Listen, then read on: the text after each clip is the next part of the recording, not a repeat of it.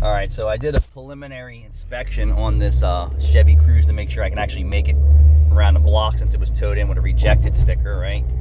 I got it started, the tire light's on, I made sure there was oil in it. So now I'm on a road test. This car is so friggin' loud inside from the motor mounts. Not only that, you can hear the front end slamming and cranking and banging from the left front. And I will tell you this, these problems have been here for a long time. This shit didn't just start happening. Another neglected vehicle on New Jersey's road. It sounds like the left front wheel is legitimately ready to fall off. And you know when they brought it in?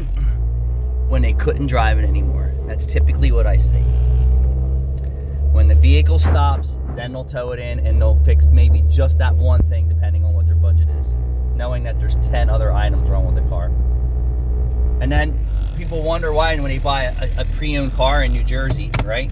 The used car dealers, for one, that the recon list is so huge because there's no inspection program.